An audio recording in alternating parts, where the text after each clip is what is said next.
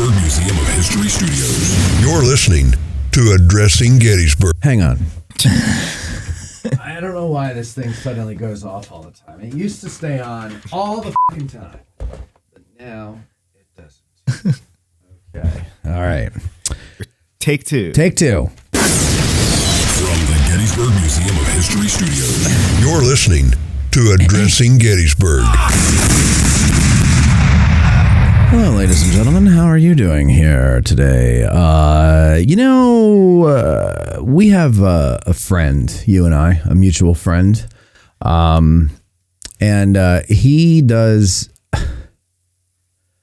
remarkable things because the things he does take a lot of time and energy, and somehow he finds both while maintaining an actual career and a family.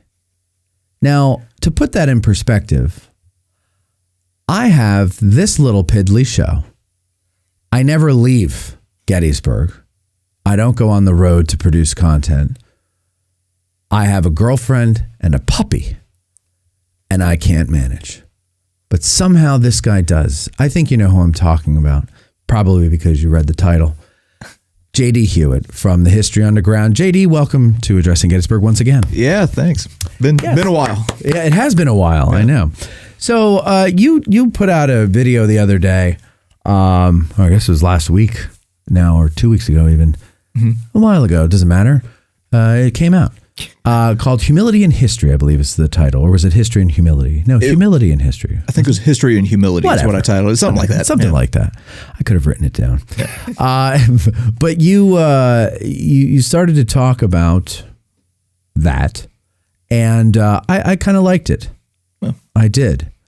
And I have to tell you that since I watched it, I've been sitting in front of an editing machine nonstop. So some of what you said in it might have been erased from my brain, but the essence of it is still in my heart. So let's get into it though. First of all, what made you want to even do that?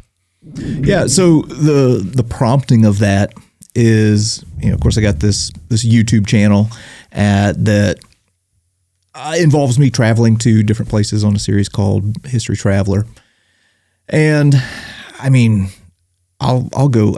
I have a pretty broad range of interests, so I'll go anywhere and see anything. I'm kind of a hungry learner. So, it could be ancient history, or it could be Civil War history, World War I, World War II. So I've been pretty blessed to be able to go different places and see and experience different things. I've spent quite a bit of time, here in Gettysburg as well. It's one of my favorite places on earth. And I'd made a post on social media saying, what was it? I'd been running like a bunch of different stuff, I think on World War II or something like that. And said, hey, coming up here pretty soon for all you Civil War enthusiasts, got some Civil War content that is popping up. And somebody replied, they're like, oh, I hope to God it isn't something from Gettysburg. Yes. Okay. I remember this. Yeah. So I, You sure that wasn't me? Because every time you do that, my views go down because you drown me out.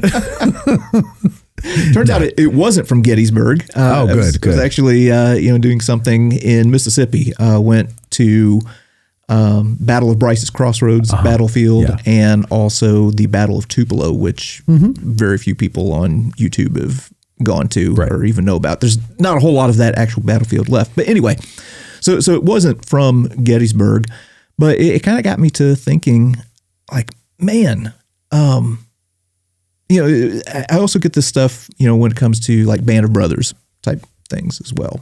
People, they're sick of it. Yeah. They feel like they're sick of it. So it's the low hanging fruit. And I think people who are really into this stuff are like, okay, we get it, but they don't understand, like, a content creator, there's a business to it. There's an art to it. There's a business to it. And the business side of it, unfortunately, is ruled by that algorithm. Yeah. And, you got to do the Gettysburg, you got to do the Band of Brothers, because that's what the algorithm pushes. Well, yes. So there is some truth in that. At least this week, that's how it works. Yeah, It exactly. might change next week. But So there is some truth in that. To be honest, with my YouTube channel, it's 100% driven by what I want. Yeah. And what I'm interested in. I mean, a while back. Go ahead. Finish. Oh, I actually co-produced a TV show for 6 years and did post-production for another show for a while. I was in the hunting industry. And by the time I got done with that, I was so jaded by the whole process because we were beholden to sponsors and it just like completely stifled a lot of creativity. Yeah. And after I got out of that, I said, I'm not doing that again, which was kind of the beauty of YouTube, is that I could do what I want. It could be 5 minutes. It could be 50 minutes. Yeah. It could be just whatever caught my attention. So are you afraid though? Maybe not afraid is the right word, but a little, I don't know what the word is, but what is your reaction to, let's put it that way, how YouTube specifically seems to really be messing with how things are seen, how often they're seen. Yeah.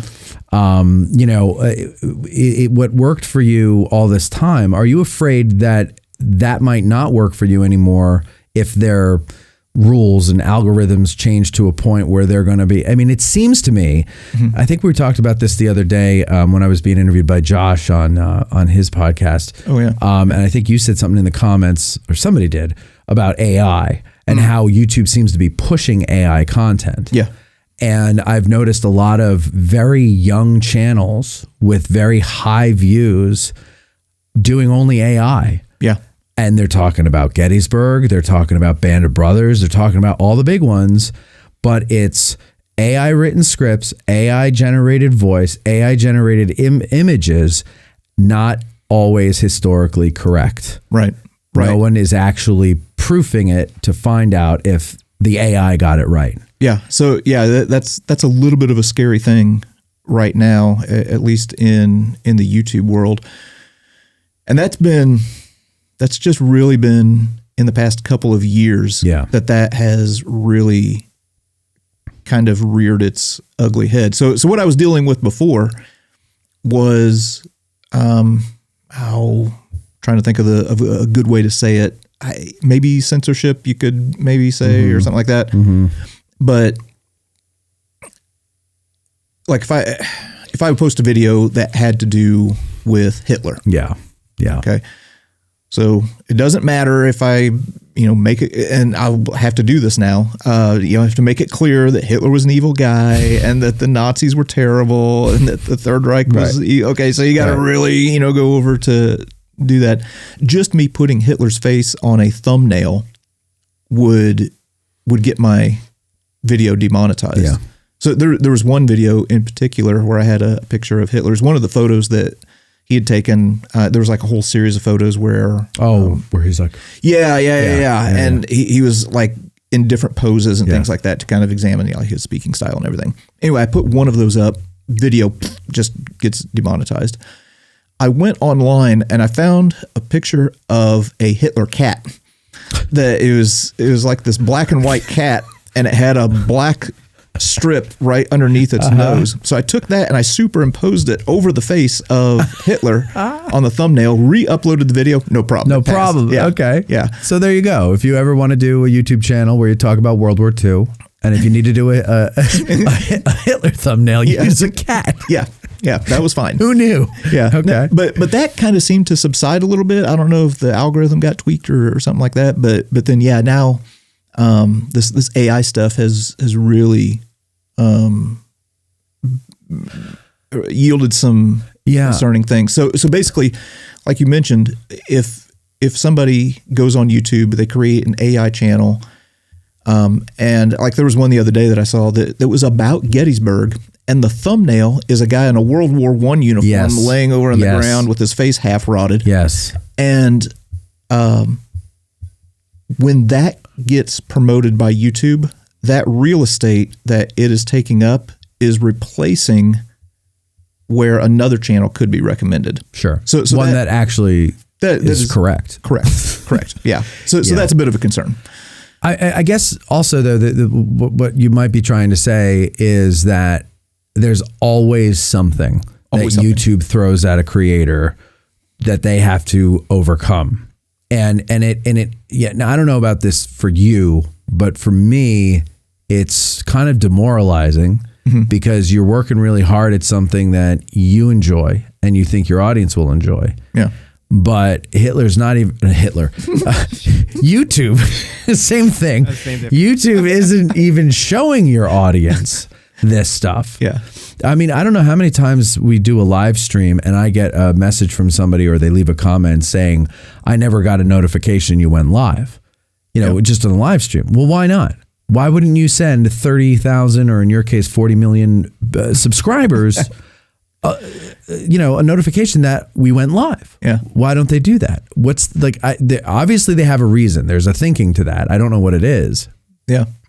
But, and it's just the amount of work that it takes to do what we do. Right. You have unbridled and unbounded and unlimited energy, it seems. Now, Eric tells me every time you guys go over to Europe, he's like, man, JD doesn't even stop to pee.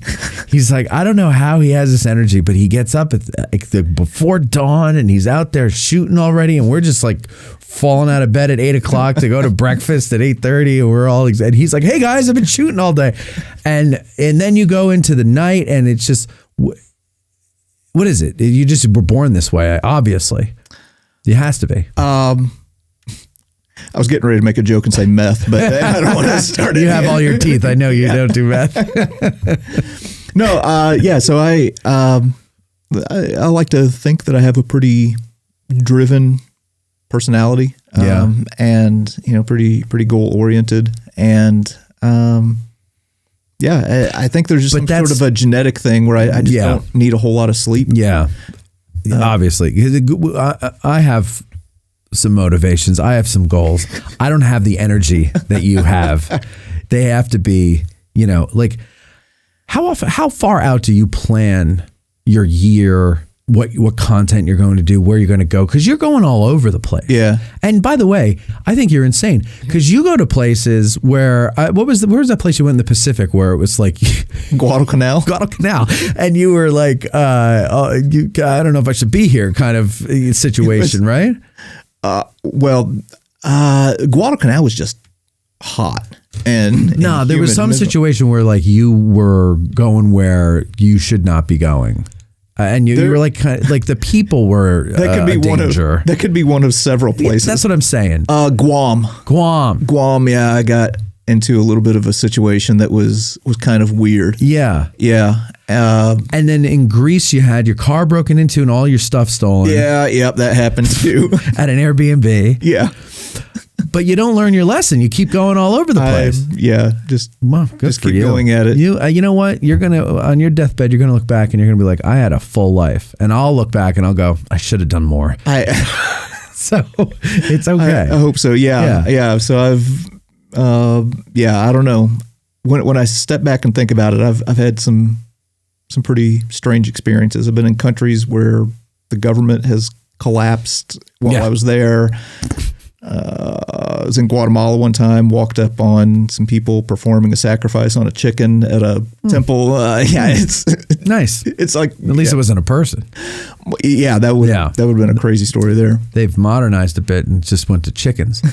So what? Okay, we kind of went on a tangent. Boy, we have really strayed gone down. far from humility. Yeah. So let's go back to the humility thing. So in the video you did, you never really got to the point why you did that video. Yeah. So the reason I did that video was twofold. Was one, to show that in any historic topic, you need to approach it with a certain degree of humility, because no matter how much you know, you're never going to know everything. You're always learning new things. So for example, I've been to Gettysburg several times now. And you guys live here and, can get access to the battlefield and everything like that at any point. But I'm constantly learning new things. And really, if we just kind of keep Gettysburg as the example here, Gettysburg has served as kind of like a Rosetta Stone for me. Okay. When it comes to the Civil War. So it's through Gettysburg that I learned like how the armies and brigades and everything, how it's all organized. And you learn things about Gettysburg. And then if you kind of attach yourself maybe to a regiment or to a person or something like that, well, their whole Civil War career wasn't in Gettysburg. Right, a lot of times they get defined by what happened to them in Gettysburg. But then that can take you other places where you can learn more about the Civil War. Yeah. So, for example, you got Alfred Pleasonton, okay, who was the head of the cavalry here. Well, what happens to him after Gettysburg? Right. Yeah, exactly. Right. Exactly.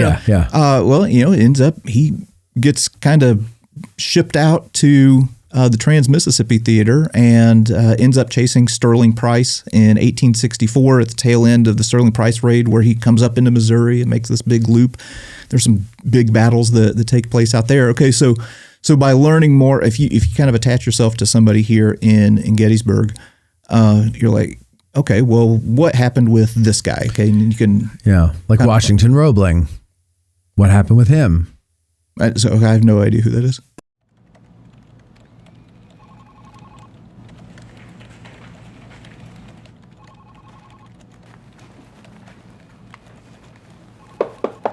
Hey, buddy.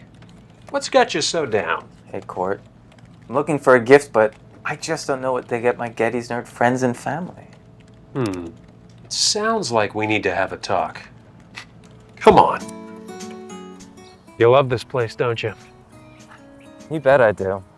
It's my favorite place in the world. Well, you see, at Addressing Gettysburg, it's our mission to keep these stories alive. How do we do that? I'm glad you asked, sport. You see, Gettysburg is the gateway to the most brutal and crucial time in American history, so we interview experts, and our listeners learn with us. That sounds amazing. It is! Mike, are you f***ing serious? What? It's for the commercial. What benefits do patrons get? You mean besides up to 4 premium episodes per month and Matt being the bee's knees as host? Huh. How about early access to special episodes, behind-the-scenes insights, and discounts for ticketed events? Whoa! None of the other history channels I follow do that for their listeners. That's because Addressing Gettysburg doesn't take its listeners for granted and really cares about us learning American history. You know, I should gift my Gettys nerd friends and family an Addressing Gettysburg Patreon membership. You see, the answer was right under your nose the entire time. Make Addressing Gettysburg's Patreon a gift for the Gettys nerd in your family this holiday season. Addressing Gettysburg wants you to learn about the Civil War with us, and we need your support. We'll run this ad until it gets annoying, and then we'll run it until you become a patron at patreon.com/Addressing Gettysburg or by scanning the QR code on your screen. Happy holidays. The hell are we staring at? No idea. Oh, he built the Brooklyn Bridge. Oh, yeah. Yeah. Yes. He was okay. on Little Round Top. Okay. Yeah. There you go. Okay. Yeah, I forgot his name. It's a great point. Scott Hartwig once said when I first started doing this, he was one of my first interviews. He might have been the first interview.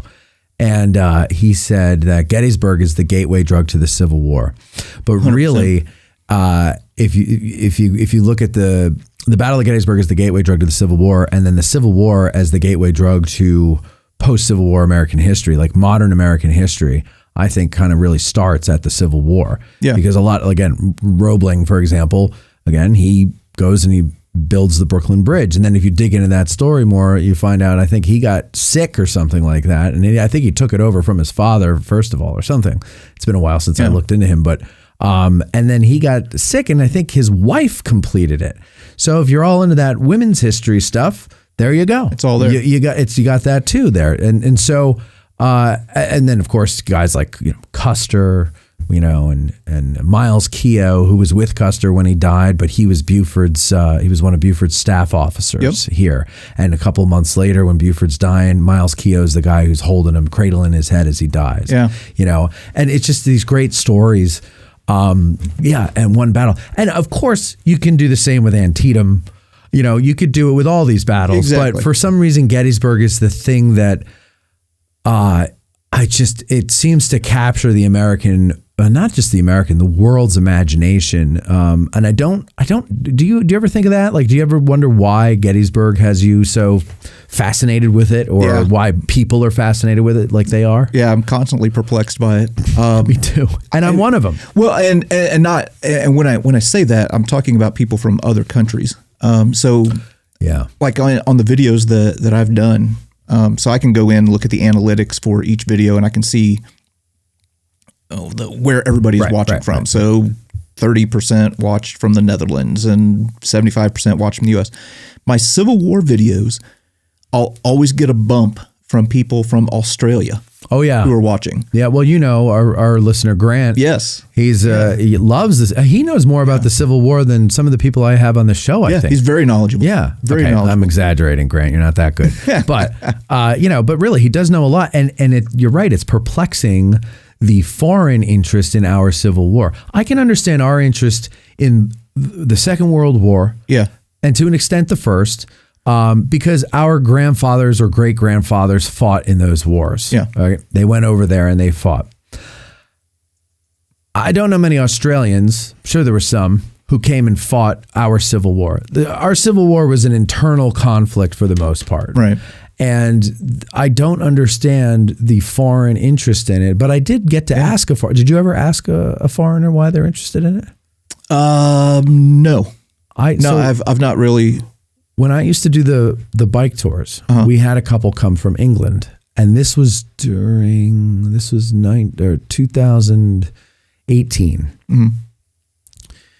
And they were from England, and once I learned that, I was like, oh, what part of England, and they're like, oh, Bournemouth by the Seine or something, and I'm like, I don't know any of this stuff, I don't know, I just wanted to make conversation. I said, but what brought you to Gettysburg? Right. I can understand coming to the States and going to New York and Las Vegas, Los Angeles, DC, things like that. But why Gettysburg? And they're like, oh, well, we're fascinated with your Civil War.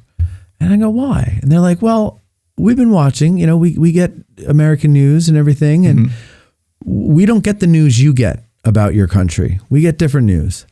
And, the way we look at it, and she points to her husband and, back and forth. And she's like, the way we look at it is you guys might be heading for another one. And it scares the shit out of us. And I said, really? And I said, why do you say that? And she's like, I said, why does it scare the shit out of you? And she goes, well, because if you go, we all go. And I was like, oh, okay. Yeah, that's interesting. And that was in 2018. Yeah. And here we are, what are we in? 2025. And, I actually just had a conversation with, I talked to you about it too. So Scott Hartwig and I had a conversation. I talked to you. I want to do a show where we explore this question, because I'm hearing more and more people saying we're basically in the early stages of one, and it scares the hell out of me. Yeah. And I think people say it rather lightly and without much thought, and they're not encouraging it. But at the same time, crazy people don't need much encouragement. They just need to hear the idea thrown out there, and they're like, yeah, let's go for it. And I don't think you guys realize how ugly that's going to be. I have no idea. No. And so I want to do a show about that with a bunch of, historians, because that's the other thing that kind of scares me, is that the Civil War historian community is quite quiet on that subject. Yeah. And I don't understand why, because I don't see the differences in this country to be reconcilable peacefully. And that's what scares me. Yeah. They're two very different Americas now. And I don't know. I just want to go on a mountaintop and leave it all. Yeah. What do you think? I mean, we can get into it now, unless you want to save some for that show. Why don't we just get into it superficially? Superficially? Yeah, we'll talk about it. So I think there are definitely two different Americas online for sure, and on social media. And there are definitely two extremes in this country who are going to take us right over the edge if both sides don't rein in their crazies. Which they don't seem to be trying to do. They don't seem to be trying to. They want to they want the other side to rein in their crazies, but are fairly willing to rein in their own. But yeah, I completely agree with you that people who talk flippantly about a modern civil war have zero clue what they're talking about, because they don't know what that would look like. No. I've been to an area that has been disrupted by war and have seen the fallout from it. And I'm telling you, we don't want that in this country. No. Under no circumstances. And anybody who talks about a civil war thinks about our American Civil War back in the 1860s, and that's not what it's going to look like. It's not a territorial conflict. No. No. And if it ever does get territorial, there's no contiguousness to it, because they're all separate. Like, let's say it goes down along red and blue states. Yeah. Well, they're not all together. No. Geographically. No. So how does that work? Like, it's chaos and bedlam is what it's going to be. Well, I'll tell you what it looks like. It looks like Missouri during the Civil War. Yes. It's a bunch of bushwhackers killing each other. Yeah. No. is what it is. Yeah. And it's and I think it's going to be mostly in the cities. It's where it's at least going to start. Yeah. And because living in a city, you're all on top of each other. Right. You're this close to knocking somebody's block off anyway. Yeah. Living in a city. So I just think it's going to be if it happens, and I pray to God every night that it doesn't happen, but if it does, it's going to be horrendous, and nobody's going to really know how to handle it. Yeah. You're just not going to know who's friend or foe. Yeah. Because it's just going to be everywhere. Yeah. It's like I said, it's Missouri during the Civil War. Yeah. Yeah. Or the Troubles in Ireland. Yes. Oh God. Yes. It'll probably be like that. Yeah. But well, luckily we have the interior of the country where there's nothing. And that's where I'm going to go with a tent, and I'm just going to hide out there until it's all over. I'm too old for this shit. I can't get into that. What do you think about, well, not what do you think about, but like your audience, it is vast. It is international. Yeah. And that's why they call it the World Wide Web, of course. But you're one of the things I love to see on your social media is when you get smart alecky with people who have negative comments. And I think if you're going to respond, that's the way to do it, right? A little self-deprecation. You're not really attacking them. Yeah. You're just, but sometimes you're pointing out their misspellings or whatever. But like, for the most part, you're having fun with these people who are trying to hurt you. Yeah. Yeah. And I love that. That's the way to do it. I tell you what, people see that and they misunderstand it in two different ways. One, what they don't know about me is that I was here at the beginning. All right. So my high school got the internet in, I think, 1995 or 1996. With no exposure to the internet whatsoever, nobody teaching us anything. Like, me and my friends, the first thing that we just naturally did, like a bunch of primates, right? That have been given a stick and they learn to make a tool out of it in some kind. We get on the internet and just start immediately riling people up and having fun with them and getting them all spun up and watching them just completely melt down, and then sit back and laugh at how silly these people are. Right. Okay. But you were 14-year-old boys at that time. Yes. It's the one area of my life where I never matured. So people don't understand that I'm still just having fun with that kind of stuff. And also, people will reach out and listen, it's all well-intentioned and everything like that. And they'll say, "Oh man, I'm so sorry that, you're doing a great job." And they're trying to be encouraging and stuff like that. And what they do is like, I've made a pact with myself that I will never let a stranger on the internet ruin my day. Yes, absolutely. Under any circumstances. So yeah, I like to have fun with it and,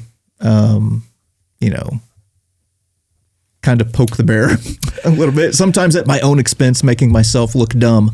But that actually just makes you look better than. And then watching them melt down even more. It's just well. So that's the thing.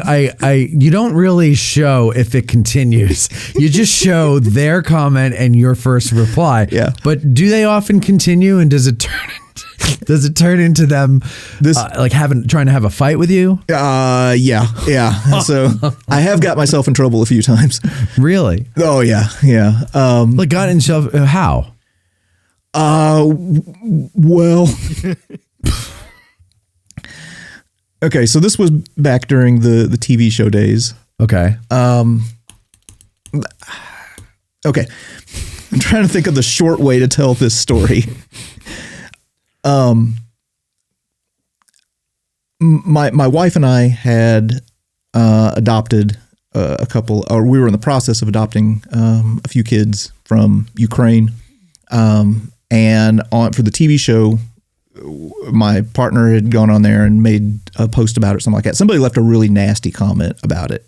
About you adopting kids? Yes. Okay. Yeah, it was nasty. It was nasty. When did you have this TV show? That would have been from 2006 to 2012. Okay. Yeah, okay. Around there. All right. So anyway, I get on there and I start messing with this guy. And it turns out he had a criminal history. Oh, no. Now endorsed by a Pulitzer Prize winner. Do you like coffee? I can't really drink coffee. Why not? You don't like the taste of it? No, caffeine. Oh, I hear you. But you used to drink coffee. I have drank coffee. Too bad this wasn't around back in the day when you drank coffee. Right. Because you would have enjoyed this. This is our coffee. It's called Little Ground Top. It's roasted right here in Gettysburg at 82 Steinway Avenue, Bantam Roasters. You can go in anytime. You can get a bag whenever you want. Smell that, though, Edda. Isn't that wonderful? It smells really good. It does smell really nice, yes, doesn't it? It does. You could just keep a bag of this in your living room just for the smell, right? Yeah. But you got to get it ground first. You know, they could do it in whole bean or ground. You can get it ground if you want it for drip coffee or French press, whatever. It's just fantastic. You could also buy it online if you, when you get back home to Pittsburgh and you decide, oh, my friend loves coffee. Oh, I just heard about this Little Ground Top. Well, you go to addressinggettysburg.com/cafe and you can order it there and get it, and you don't ever have to set foot in Gettysburg again. Not that you wouldn't want to, because and not that we don't want you to. We love having you here, so you come back as often as you want. But yeah, Little Ground Top. So 82 Steinway Avenue, Bantam Roasters here in Gettysburg, or addressinggettysburg.com/cafe.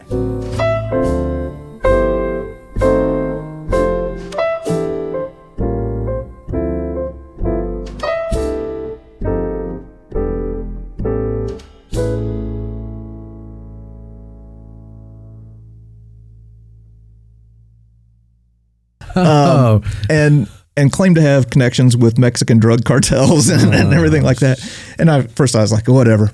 And then I looked him up and I'm like, oh, dang. Oh, his name is El Chapo. Yeah. So anyway, I never got nasty with him or anything like that, or got into like a full on, internet fight. To be honest, the way that whole thing ended was like, no matter what he would throw at me, I would just constantly be nice, having fun and everything like that, but never getting to kill him with kindness. Yeah. And eventually that guy reached out and he said, man, my wife saw this exchange and kind of pointed out that I haven't really been the best individual in this exchange. He said, I wanted to apologize. He said, you've been nothing but nice. And he said, that's not the way I would have responded if somebody would have said the things to me that I said to you. That is so rare that someone would do that. Yeah. It's honestly been my experience through a whole litany of different crazy things that I've been through is that like I try to be nice no matter what. I won't let anybody, I do fail. And I'll you're a lose human my being. temper and stuff like that. but I always endeavor to be kind. No matter what. There's a verse in the Bible that says harsh words stir up anger, but a gentle answer turns away wrath. No, it does. That is, I've never, when I was younger, I've said plenty of things in jest that would piss someone off. And I never got punched because I was able to diffuse it by first you just be real and you let them, you be nice. You don't answer anger with anger. Yeah. Right. But sometimes that makes them angrier is when you're not matching their anger. Yeah. But no, you're absolutely right. Cause, I don't get them as much as you do, but when I get, and it's not because people hate you more, it's they hate me more, but they don't bother. For you have, much more views. So obviously you're going to get a higher percentage. Yeah. It's a broader net that I'm casting. Yeah. So you're going to get a lot of those negative comments, but when I get the negative comments, it seems to be that I'll try the same tact you do and they don't come back. And it's not that I don't do it successfully. Like I do it, I get it. I employ that in my day-to-day life. Right. So I get what you're doing. That's why I like it. Yeah. But I don't have the opportunity to do it online as often as you do. And so, but when I do, I have had people actually with patrons more than anything. I've had patrons send me an email and it's always been user error. Okay. Yeah. So, and in one way or another, and they're nasty about it. But I come back. But at least they're paying to be nasty. They're paying to be nasty. So I will put up with it. Right. Yeah. And so I'll write back and I'll go, I don't know what that is you're talking, but I know exactly what it is, but I can't come back and say, you're doing it wrong. Or I can't come back and say, when you signed up for that tier, you didn't read what you get with that tier. Yeah. And it's oftentimes, like in that case, for example, it's oftentimes they heard a preview, they wanted to hear the preview, they just see all the different levels. They go, well, I just want to pay $5. And so they pay $5, but it's not available to the $5 level. And then they get pissed at me, like I'm holding out on, like I knew they were going to hear, you know what I'm saying? Yeah. And then once I explain it to them, they become my best friend. Yeah. And then they apologize. And so you're right. Like I could match your anger and ruin the whole situation for both of us. Yeah. We'd both have a bad day. And that the whole thing is just so completely foreign to me because I like to think of myself as a pretty laid back guy. I don't really get spun up about anything. Well, you're in the wrong business then. You need to be less public. And maybe it's because I've been to some places and experienced some things where people had real problems. Yeah. And that gives you some perspective. It does. And I would also say that your faith is a huge guide for you. It's and central to everything. Yeah. And it keeps you grounded where I would argue that a lot of these people that get their jollies going and making nasty comments to somebody who's actually doing something with his life. Yeah. Those people probably don't have a very strong faith in just about anything. Yeah. So especially themselves. And that's why like I don't let that stuff bother. I mean, of course there's sometimes it bothers me because I read it at the wrong time. You know what I mean? Like I'm just not in the mood. I've had a rough, shitty day. And the comment belies a lot of things. One of them is this person doesn't have a clue what my day has been like today, right? And how could they? And why should they care? The second thing is they don't have a clue of how this works and how much work I put into it. And to you to just like puff it off with some stupid little comment like that, it's like, okay, you don't get it. Yeah. Fine. You don't get it. Why are you wasting your time? So then I start to realize like they're telling me more about themselves than they're saying anything about me. Yeah. And they're showing us when they do this stuff that they're unhinged. Well, and that's why I repost that stuff from time to time. It's in a way me holding up a mirror. Yeah. And saying, hey, and it's to me too. Like, hey, be careful how you live. Be careful how you act. Look at how crazy this person looks right now. Mm-hmm. This is how crazy you look when you do I look. Yes. If I were to just completely. When you do the same thing. Yeah. But I know. But it is enjoyable to watch when you post those. I do enjoy that. So that same guy who said, I hope to God that it's not Gettysburg. When I posted the Bryce's Crossroads video, that same guy came back and it was hilarious. It wasn't anything like, hey man, I learned a lot, or, hey, I appreciate, helping me to learn something new or anything like that. The comment was, I'm so glad this wasn't another Gettysburg. It's like this guy's life is just hinged on whether or not I do another Gettysburg. But, another thing, kind of talking about this whole thing with humility, not only do you have to be humble in the fact that knowing that you don't know everything, but also being humble in the fact, humbling yourself so that others can learn. Yeah. Yeah. So, with my background in education, I have to do this often, to where here's an individual who may know nothing about the Civil War or, Gettysburg or whatever. And you have to meet them where they are. Mm-hmm. If you're an individual who cares about history and who cares about our American heritage and cares about others learning that history, well, then you're also going to have to adopt a certain measure of humility so that you can meet people where they are and so that they can be put in a position where they can learn. Yeah. Because there was a time where you learned about the Battle of Gettysburg for the first time. Sure. You knew nothing about it. No. And the same thing for me. Yeah. You have to keep reminding yourself of what it was like when you were first learning and what you didn't know. And I like, though, when I meet somebody who's just learning and they make a bold statement like, Longstreet should have let Hood go around to the right. Yeah. And I go, oh, you just saw the movie. And I don't belittle them. I don't try to. I explain more to them why that's oversimplified, and that was just, a fictional movie based on a fictional book. Sure. And here's what really happened.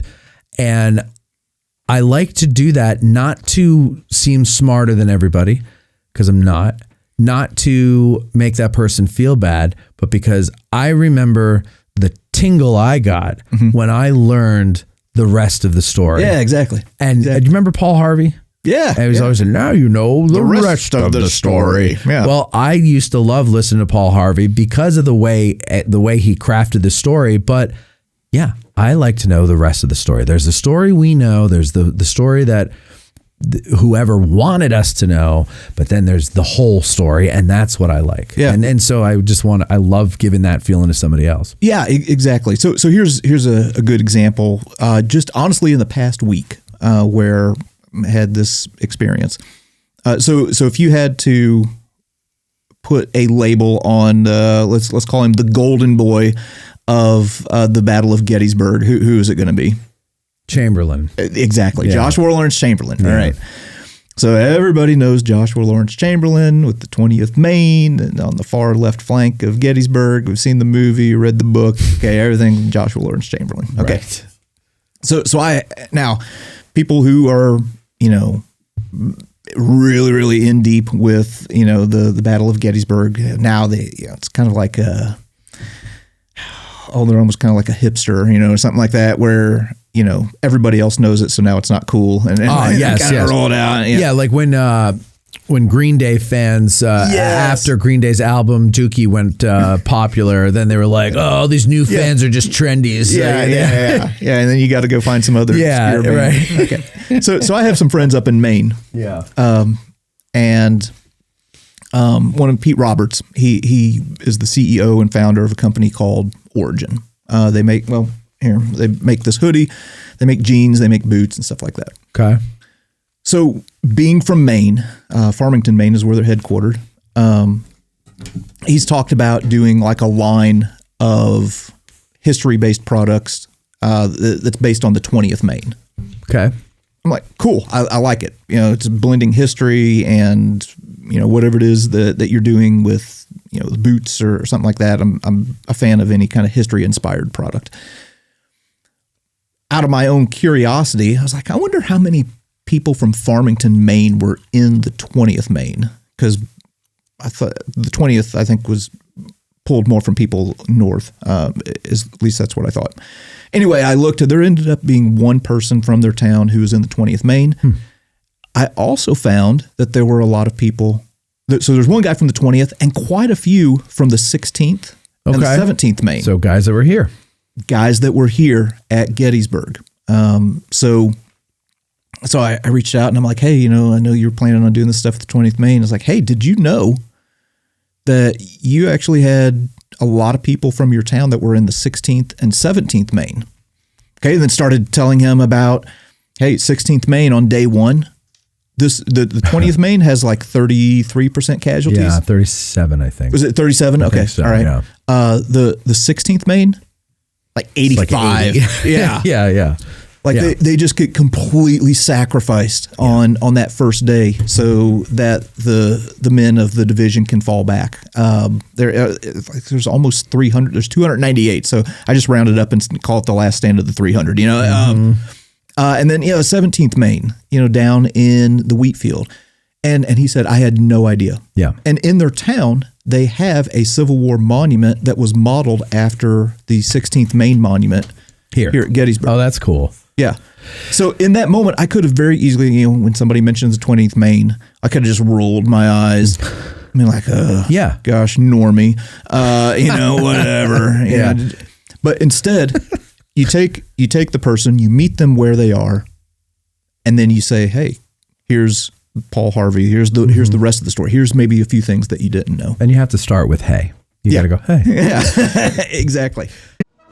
The Gettysburg Museum of History, located right here in the center of Gettysburg, PA. Owner and curator Eric Dorr grew up here and has spent his life collecting and preserving history through artifacts ranging from the Civil War, the Battle of Gettysburg, World War II, presidential items, pop culture, and more. His museum is free and open to visitors Wednesday through Sunday, 11 to 5 p.m., where you can stop by and immerse yourself in some of the most amazing artifacts that you would never believe exist in the middle of Gettysburg. If you're a fan of Band of Brothers and Everything Easy Company, you'll love his exhibit featuring the Dick Winters collection and artifacts from D-Day. You can even own your own piece of history by buying one of the many relics they have for sale in the museum and on the website gettysburgmuseumofhistory.com. The Gettysburg Museum of History is a non-profit 501c3 organization with a foundation that allows all purchases and donations to keep the museum operating and open free of charge.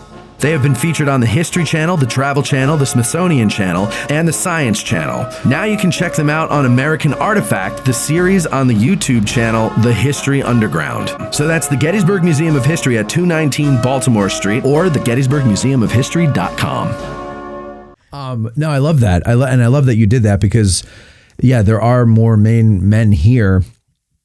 And as you point out, the 16th, got shellacked. Oh. And, I'll tell you something about Maine fighters. I wouldn't want to go up against them.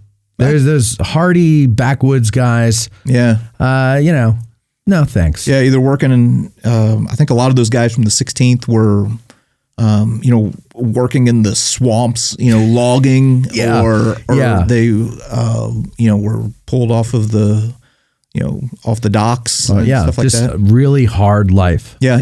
In their regimental history. Now, again, there could be some bias here. Sure. But the regimental history says that when they come through Washington, D.C., they're put on garrison duty in D.C. for a little bit. It says that as they come in through there on parade or whatever, that there were comments made that the men of the 16th Maine were noticeably bigger than the other regiments who came through. Right? Hardier stock. Yeah, exactly. No, those Maine people are no joke. Yeah. And again, looking at the 16th Maine, well, you can go back and say, oh, okay, again, like we were talking earlier, well, where else were these guys? And you find out, well, they were at South Mountain and Antietam, weren't engaged in the battle there. They were on railroad duty guarding. And then, they get thrown into the fire at Fredericksburg. So again, it's kind of that thing where if you just adopt a little bit of humility, you can find yourself in a position to learn a lot of new things. And exactly. Also, I find, because every human being has biases about whatever. We just recently did one of our tavern talks about John Brown. Prior to doing it, By the way, let me interrupt you. Anytime somebody says John Brown, I hear Ed Bear's voice in my head. Brown. John Brown. John Brown. John Brown. John Brown.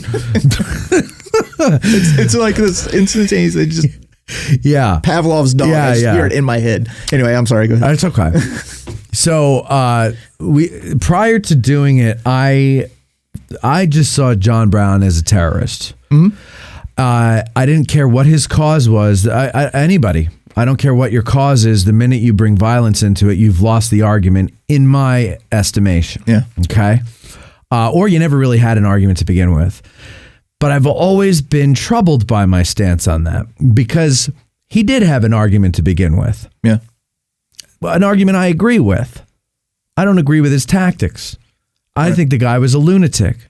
I think there's no difference between John Brown and Osama bin Laden, except John Brown actually did the fighting, right? That's the way I was thinking prior to doing our thing, our tavern talk. Okay. Since the tavern talk, I'm patiently waiting to see where this goes. Since the tavern talk, I think he's Cat Hitler. No, since the tavern talk, I have tempered that view, and I am now not certain in either way, in either direction. Yeah. I am certain that I don't believe he was crazy anymore. Yeah. I think he was passionate, overzealous perhaps. He was a zealot for sure. But he believed, and not felt, he believed what he was doing was right. And he believed that it was God's work, that he was a commander of God's army doing God's work. Yeah. Well, how the hell do you argue with that? Now, somebody can say, well, then that shows he's crazy. How does he know what God wants? And you could argue that if you want to, but I would just say, well, no, I don't know if that's so crazy, especially for that time. Right. He might have been definitely a little more extreme than other people, but a lot of people believed that God had a hand in every aspect of their daily lives. Yeah. So, it's but it taught me, which I would do in this show to begin with. I knew going into it that I had to relearn. I had to come back and look at Gettysburg, because I had stayed away from it for about 8 years, and I had to come back and look at it with fresh eyes, and I had to almost forget what I thought I knew. And I think that served me well, because I was willing to listen to people, and from that comes other ideas for shows. Oh, I never heard of that. Let's do a show about that, right? So you have to open your mind to that, but you have to, if you come. If you're Eric, we just did an interview with Eric Dorr, and he had alluded to museums that infuse political stances or political ideology into their history. Yeah. And I never liked that. No. I don't care which side of the aisle you are on. I don't like that, because that's not how they saw things. I want to see how they saw things. What was it like back then? That's why I study history. I want to know what it was like in another time. I don't want to know how evil we think they are or how great we think they are, right? I'm rambling now. But what was my point to you? Oh, is that with the John Brown thing, listening to people who I knew. Yeah, and he's an interesting guy, John Brown. Well, very much. Yes, he is. But the idea, John Brown, is an interesting thing to talk about, because he is a person who I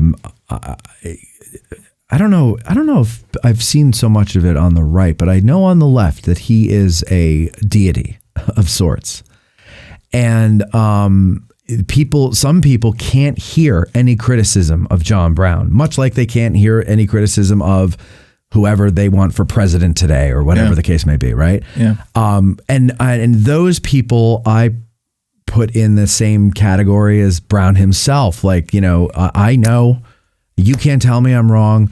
You can't tell me, whatever. No humility there. Exactly. No open-mindedness. Closed mind. Inhumble. What's the opposite of inhumble or humble? Proud. Proud. Thank you. Too proud. Yeah. Right. I knew I couldn't be that way with my view of him because I'm old enough to know that life is not black and white. Yeah. People are not black and white. People are complex, and that's what history is. It's a story of people and how they interact with one another and the things that happen and blah, blah, blah, blah, blah, blah, blah. And complex people make the stories that we want to hear. Right? I don't want to hear about the lady who sits at knitting all day by her bay window. Well, she's boring me.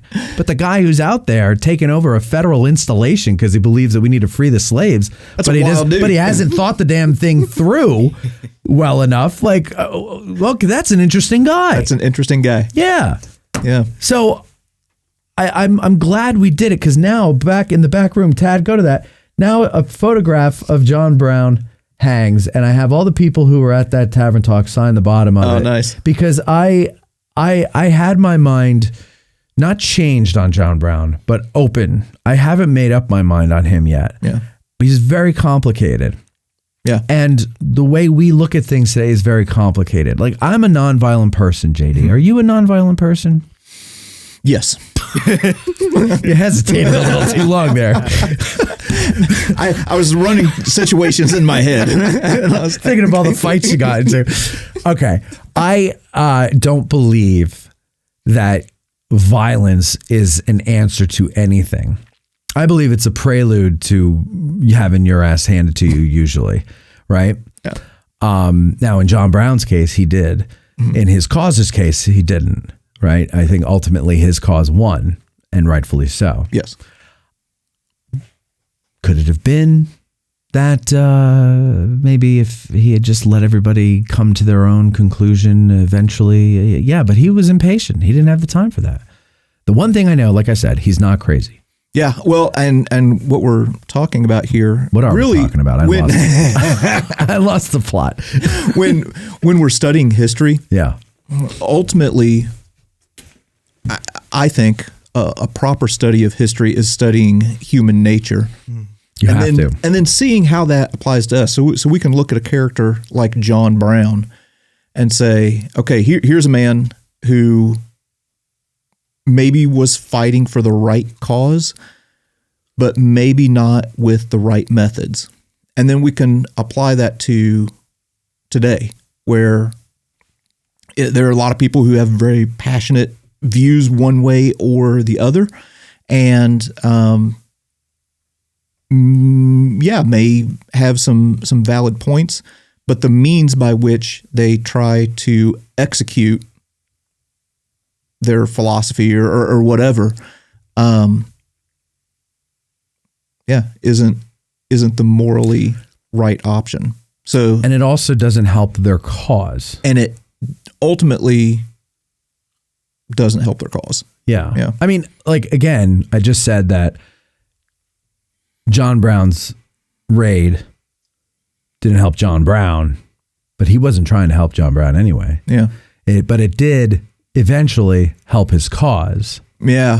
So however, the cause is right, but he did it in an illegal fashion. Yeah. The war was legal. Still murder. It's still violent, but it's legal. So we go, oh, well, that's okay. Right. And in the end, slavery was abolished. And then a whole other fight went on for another 100 years, Yeah. but that's the point. It's complicated. Yeah. It's all complicated. It's meant to be wrestled with. Yes. There's no simple. No. Who wants answer. that? Do you want simple stories? I don't like simple stories. Yeah. I understand the comfort it gives us. Another one we did was about Custer. Yeah. The Custer one, it was Little Bighorn Custer. And the Custer was that one. with Hessler? Yeah. Yeah. And the John Brown one are the two longest. The Custer one was 3 hours long, right? Yeah. And Tad and I have spent the last month. See, look at him. That's what the mention of Custer does to poor Tad. But we've spent the last 2 months, Tad. You put my mic back on. Yes, it's been on all along. You've just been too quiet. No, it is not. Yes, it has. Okay. Anyways, what was the question? How many months have we been working on Custer? It's been because we recorded at the beginning of August, and I think we started editing it late September. No, I want to say like mid-September. Mid-September? Okay. So mid-September, it's a month and a half almost. But still, I mean, it felt a lot longer. Well, yeah. And so we've been trying to cut it down to an hour and a half. So basically, we're trying to cut half of it out. Wow. But, right. And you know how hard that is. Oh, yeah. Especially because this isn't a scripted thing. This is a discussion with 12 people and me and Jim Hessler. Okay. But this is the thing. We finally decided, okay, we cut it down to what, 2 hours? I think so. We cut about an hour out. We're having a hard time with that extra half hour. And we're like, is there going to be a director's cut that has? Yeah, it's already on Patreon. You can watch it. It's on the whole thing uncut is on Patreon. Anyway, I was saying to Tad before we recorded today, we went for a little walk, and I was saying, all right, I think it's appropriate that Custer is long and John Brown is long. Because both of those guys, to this day, spark passionate discussions. Yeah. And people know a lot about, well, Custer especially, everybody there really knew the battle. And so somebody would say something and somebody would go, well, what about blah, blah, blah? And then we go down that rabbit hole for a while, right? And it's just all over the place. But that's what it's supposed to be to me. Yeah. History to me is not supposed to be a lecture. If you're out of college, you should not be attending lectures anymore. This is the 21st century. Enough with the lectures. We want discussions. Yeah. Right? That's what I want. I'm sick of lectures. With all due respect to lecturers, I'm not knocking you. I am bored with it. Yeah. My ADD can't handle it. I want to discuss. I want to hear people discuss. Yeah. So Custer, not the poster boy for humility. No. In any sense. And ended up getting him and a lot of his men killed. Yeah, it did. It did. And that's what's so fascinating is he's, people call him a glory hound, right? And I think there is an element of that's true in the Little Bighorn especially, but also not. Like it's I don't know. It's interesting. And that's what is fun about all this stuff because and again, you have to be an amateur psychologist. Yeah. And I think the best way to do that is try to put yourself in somebody else's shoes, but not like situationally in the sense of what would I do if I were commanding a cavalry regiment at a battle with Indians? No. What would I do if early in my military career, I jumped from captain to brigadier general before I'm 25 years old, and then major general by the end of the war? I'm in command of a division and I'm in the papers and people love me. And, my boss loves me and he gives my wife a table from the surrender and says that it's all because of me and I'm so wonderful and great, great, great. And then it's all over. And I'm in Reconstruction era Texas of all goddamn places, right? And no newspapers care that I'm there. I have no glorious battles to fight. Yeah.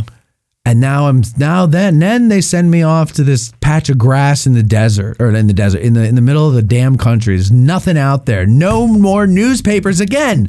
What the hell do I do? How do I get this attention? And I have an enemy to fight that doesn't fight by the rules that I can win in. Yeah. And so what do I have to do? I have to attack them when they're sleeping. Right?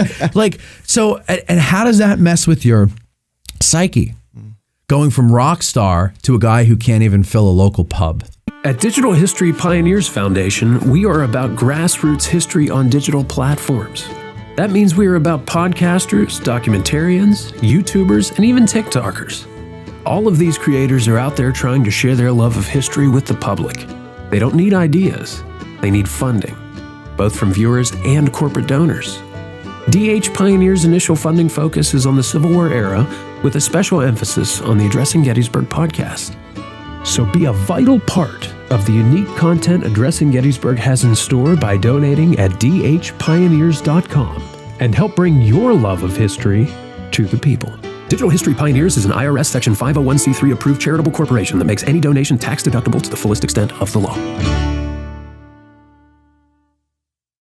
Yeah. when he plays. That's kind of what it is. So I think the question there, we look at the example of Custer. Man, there are all kinds of life lessons and leadership lessons that we can pull from that. He's got the most dysfunctional team that you can possibly imagine with Reno and Benteen. Yeah. Which preceded the Battle of the Little Bighorn. Sure. It was the Battle of Washita. Yeah. Yeah, Battle of the Washita. Major Elliott gets cut off and wiped out, and Custer doesn't go to rescue him. Yeah, and Benteen anonymously, one of those anonymous accounts, makes a post, slamming him, and then Custer finds out that it was Benteen, and these two have just a toxic relationship going in. Lesson from that being, hey man, seek the good in all people, and try to the best of your ability to be able to cooperate and collaborate and work with everyone that you can, because you never know when that relationship is going to be beneficial to you. Benteen kind of drags his feet and maybe could have been in a position to save Custer or get wiped out himself. But the whole thing is just a complete fiasco. And and you say, because you never know when you might need them. And I remember my friends always gave me a hard time because I would talk to anybody, just anybody. Yeah, I find people interesting. Sure, and they don't. And so they would always be like, "Oh, every time we go out, you're always off talking with other people and blah blah blah blah blah blah." And I'd be like, "Well, you never know when you might need somebody, right?" And some people hear that and they think that is in some nefarious way, like self-serving, or it's exploitative. Thank you. I was like thinking of like 6 different words all at once. Watching Matt have a stroke. The gears turning. Exploitative, but it's not. It's something everybody should do, because you will one day be needed by someone else. Sure. And you're going to need other people. No man is an island. We all need other people. There's nothing wrong with that. But there are this is the thing with Benteen and Custer, right? There's some personalities that from the moment they shake introductory hands, they just know they're never going to really get along well. Yeah. But you just said something I loved. You said, seek the good in everybody. Yeah. Because you never know when you're going to need them. But it just reminded me of a situation I had recently. I'm not going to say who it is, but I'm thinking of a name right now. Yes, yes. And I had a relationship, business, whatever, with someone around here, and for whatever reason, I was never told. Yeah. But that person decided to squeeze me out of things, and whatever. Well, that kind of hurt. Sure. And I got a little pissed because I did a lot to, help promote whatever. And I got really nasty. Yet every time I get nasty and tell somebody the story or the latest thing this person has done, and they always say something like, "No, he's an idiot," or something like that. I go, no, he's not an idiot. He's brilliant. Yeah. He is a brilliant guy. And he does a lot of great things for his organization. He's just a shitty person. He doesn't know how to treat people. And there's a big difference between an idiot and someone who can do what he's doing. Yeah. And he's doing a lot of great things. He's just not good to people who were good to him. And I refuse to hate this person anymore. Because and then like a month ago, I heard somebody say something that I had already heard but forgotten, which is hate is drinking poison, expecting it to hurt the other guy. Yeah, that person doesn't give a shit that I don't like him. Yeah, right. Doesn't like me either. Yeah. So where's the love loss, right? Sure. But I refuse to hate him, and I refuse to, because I don't like him as a person and the way he treated me. I refuse to bash the great work that he does, and that took me 2 years to build up to that point. But it's mainly for my own health. Yeah. Right? You can't go around hating somebody. Yeah. So, never cry over somebody who's not crying over you. So here's where I land on things like that. You mentioned earlier, my faith. Yeah. And that it's pretty central. Not pretty central. It is central to everything in my life. So a couple of different things there. When I encounter an individual who I just instinctively don't like, right, which is it happens every once in a while. You meet a lot of people, or if I even more so if I have somebody who has wronged me in some way. Well, according to my faith, I'm a sinful individual whose sin has separated me from God. And yet, even in my sinfulness, even in the ways that I have offended God, He has provided a way through Christ to where I can have access to Him. So when I encounter people who have wronged me in some way, what I think is, has this person wronged me in a way that is heavier or more severe than the way that I have wronged God? And the answer to that is always no. Right. Yeah. And yet, even in my sinfulness and in the way that I have offended God, He still shows grace towards me. Right. He still shows kindness. So why can't you show it? So it's not God just tolerating me. It's actually God pursuing me. Yeah. And again, we were talking about Custer and everything, where he's just absorbed with his own glory, and when all that is gone, it just eats up at him, and he's constantly trying to get it back, chasing that thing. Yeah.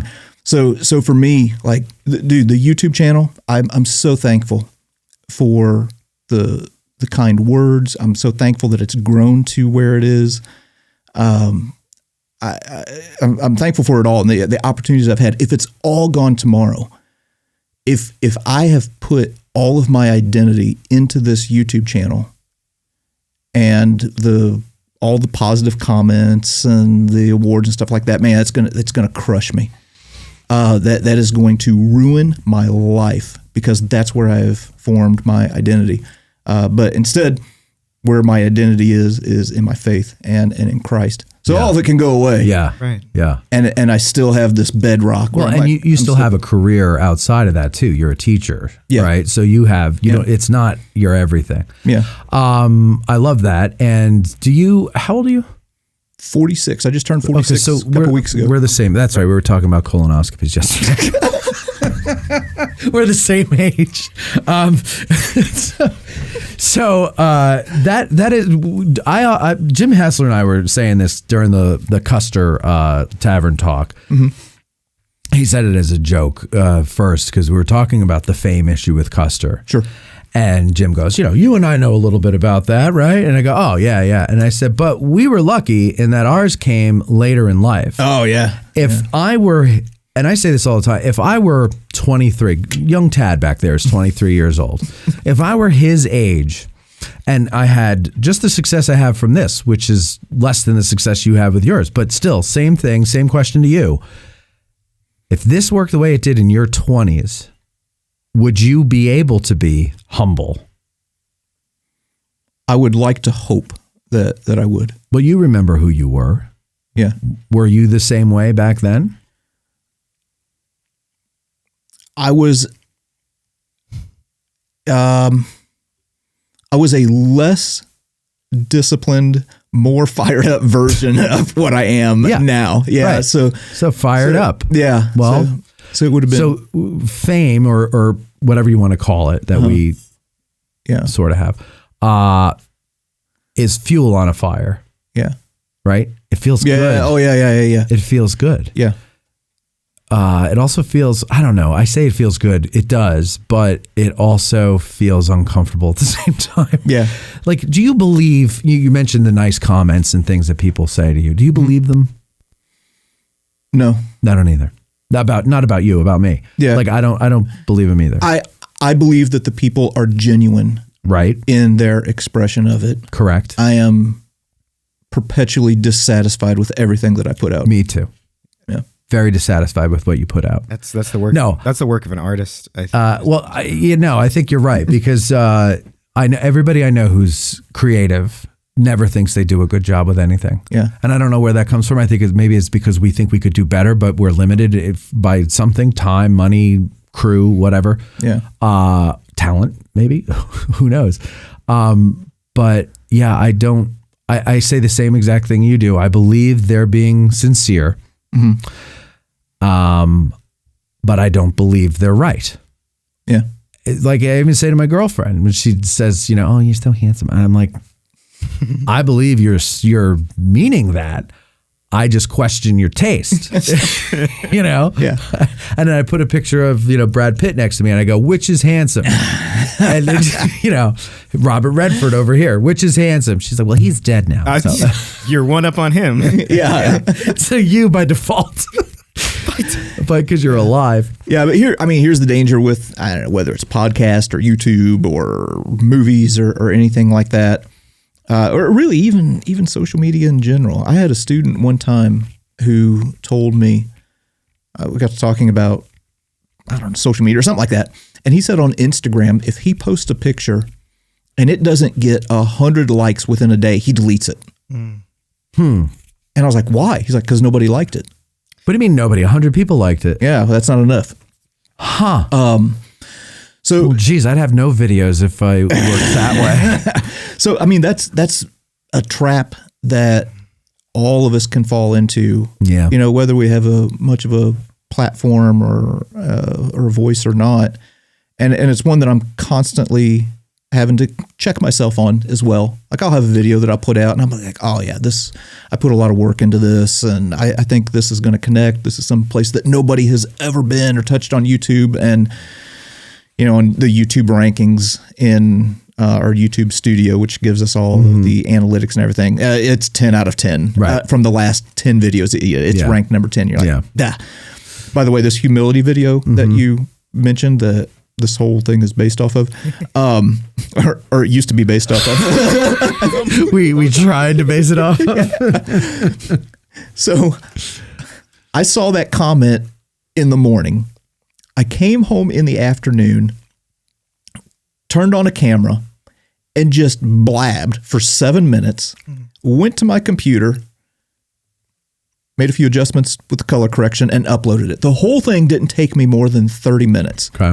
And then when the rankings came in, number one. Right. Now, I should be happy about that. Yes. But instead, I was like, dadgummit, I spend all of this money going on, to Guadalcanal or Japan or something like that. Spend all of this time picking out the music and crafting this thing, doing it, and it flops.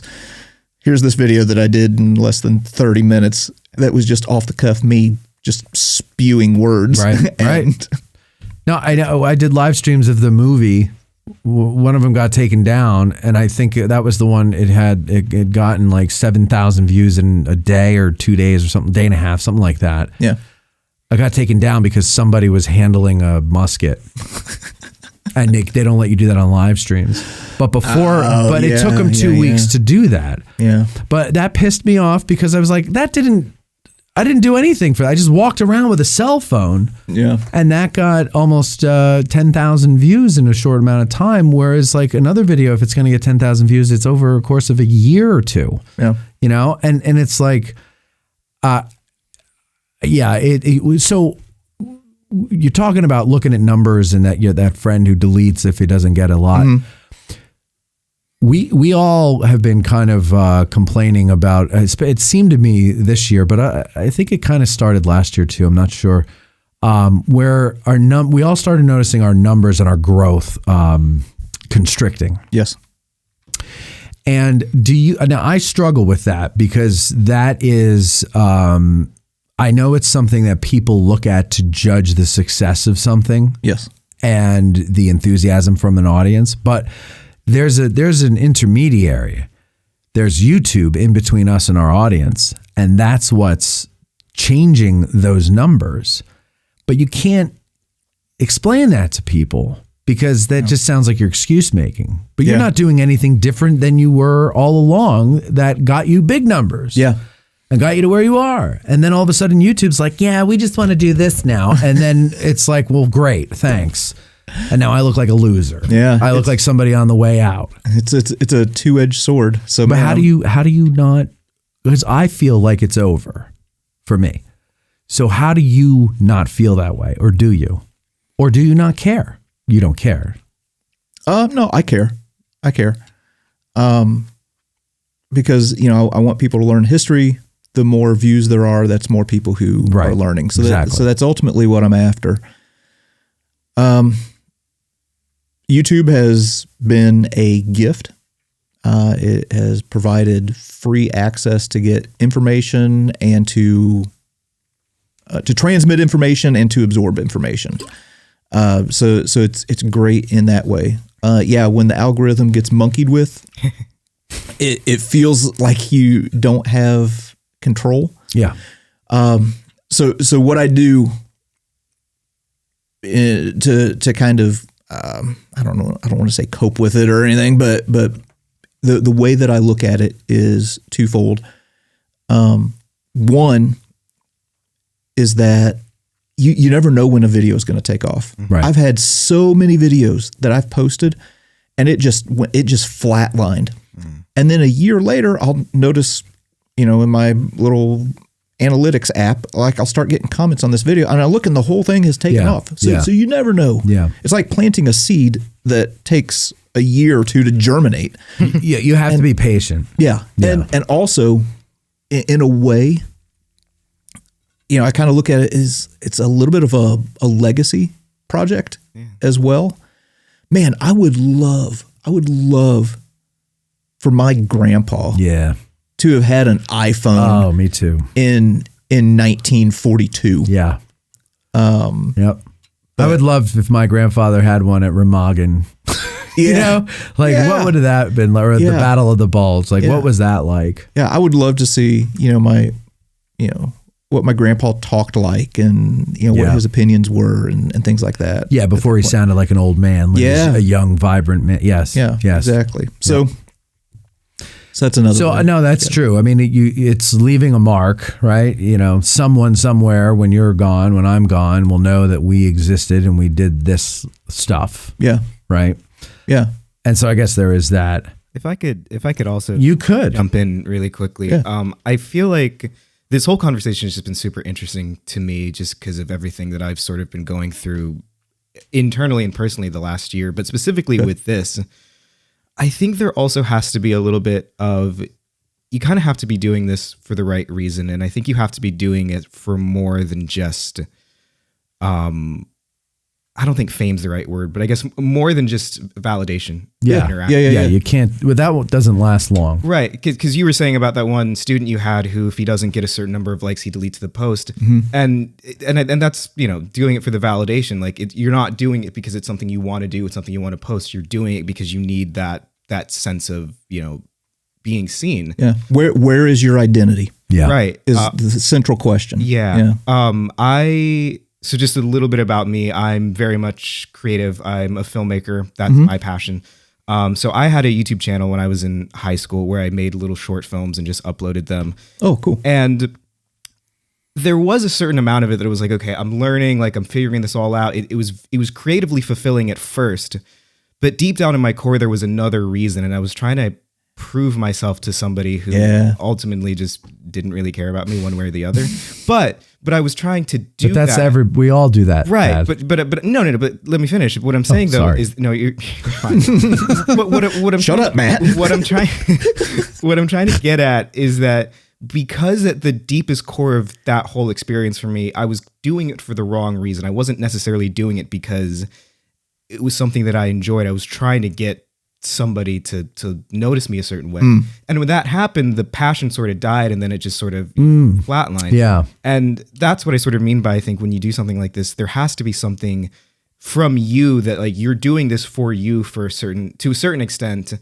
Or I guess also sort of what you were saying earlier about wanting to help people and wanting to talk to people about this sort of thing. Yeah. That also has to, the idea that you're doing it for somebody else and the idea that this is something that's bigger than you, I think is it's something that I definitely try to, keep in mind at the forefront of mine as well. Well, and you know what I found? That's very good, Ted. I like that.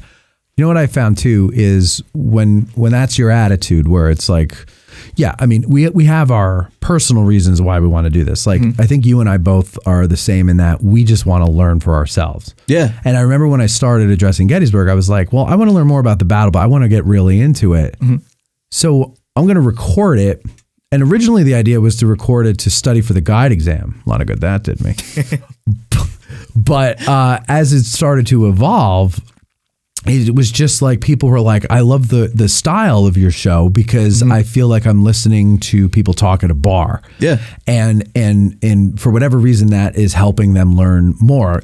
In fact, a few people did pass the guide exam and they told me that my show really helped them. And I started laughing in the middle of the guide exam because I was forgetting things that I knew we did a show about literally 2 weeks before the exam. But anyway, I digress. My point is that you have to, like Tad's saying, you have to have that almost altruistic reason or selfless reason to do it, because creative people are creative people, but like anything, we need a rest, right? Like we can't constantly, our brain, our creative juices are not constantly flowing at the same volume. Yeah. You need to replenish and you need to rest. If it were on me, maybe you're different with all that adrenaline that you were born with, but if it were on me to come up with every show idea, right? Yeah. I'd be in a nut house by now. Like I couldn't do it. But the audience to me is just as much a part of my show as Tad is, or Eric, the producer, when he was here, or anybody that sits in the back and helps me in the day to day, because a lot of the show ideas that we get come from an interest of someone in the audience. And I'm like, great, you're helping me rest my brain.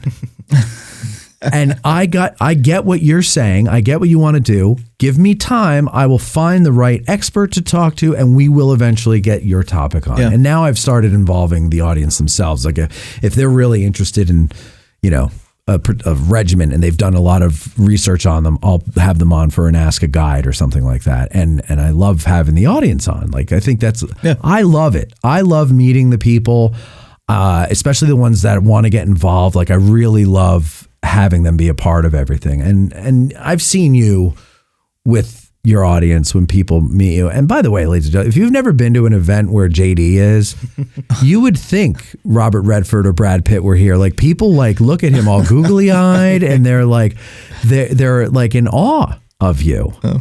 But that means that you really like reach them. Like deep down, like you're not just a guy who makes a video. Like there's something they connect with you.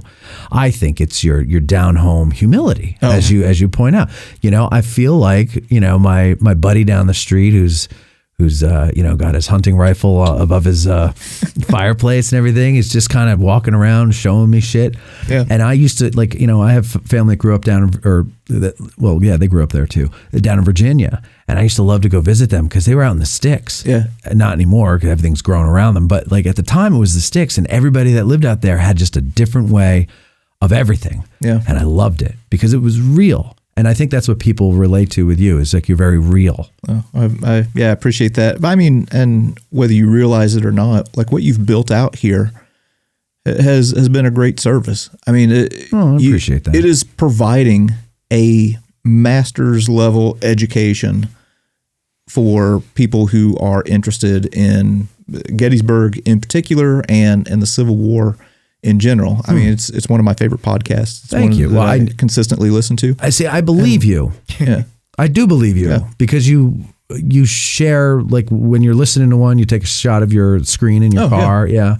And I believe that you actually like it. Yeah. Listen to the one, is his name Ralph Siegel? Ralph Siegel. Yeah. Great Ralph Siegel. Yeah. Listen to that one yesterday and learned some stuff about like the German revolutions.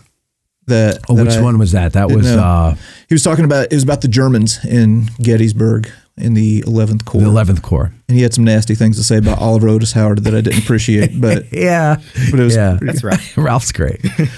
I love Oliver Otis Howard. I would love to come back on sometime and do a deep dive on. I would love Howard. that. You want to do that? Yeah, I would love that. Oh yeah, let's do it. Yeah. Okay. There you go. Good show idea. Yeah. See, and that's how it go, works. And go like forward and backwards from Gettysburg, because he is a fascinating character. So a lot of people, Howard is one of these Gettysburg personalities who's getting a new look in the last, say, 10 years. And I haven't dipped my toe in his pool just yet. But I know there are a lot of people. I know Darren and Mayor, I think Mayor more than Darren, but maybe both of them over at the Civil War Breakfast Club love Howard as well. Yes, they do. Yes, and I've never met them, but I've listened to their stuff. And a lot of people are Howard people. Yeah, I'm one of them. Well, I think that's great, because I think, the way history has treated him and Meade and Ewell and Longstreet and everything like that, just because they're generals doesn't mean they're not human beings doing the best that they can in any given situation. And so I like that they're getting a new look, because I think that's that's a fair way to do things. So I would love to do a Howard show with you. That'd be a blast. That would be a lot of fun. Yeah, I think he's one of the more misunderstood generals. I would agree with you. Yeah, from what little I know of him, I would agree with you. Yeah. So I'll just go ahead and tell you the end of the story in the Civil War with Howard. They're having the grand review in Washington, D.C. He ends the war commanding one wing of Sherman's army as it goes down, march to the sea, and then up Couldn't have been so bad if that's what he's doing. Okay, so he's commanding this at the very end of the Civil War. Again, they're having this grand review in Washington, D.C. And Sherman says, I don't want you marching at the head of your army. We're going to let, I think it was Logan, take that spot. And at first Howard's kind of like, man, that kind of stinks. I've led these guys, and I'd like to lead them in this grand review. And then Sherman comes back and he says, no, I want you up front with me. Oh. And in the parade, they start, Howard, humble guy, he brings his horse back, and he says, Sherman's the lead of this thing, and I want him to be at the point. And Sherman looks back and he said, no, I want you by my side on this review. Yeah. If he's such a bad guy. Right. And Sherman must be too. It's a pretty good endorsement, though, right? It's a pretty good endorsement. Yeah. Yeah. Pretty high praise. Well, and I thank you for your compliments, because that I consider to be high praise as well, coming from someone such as yourself. And by the way, when you said it's like a master's level, that kind of struck me as funny, and I want to tell my dad that, because he still wishes that I had finished college.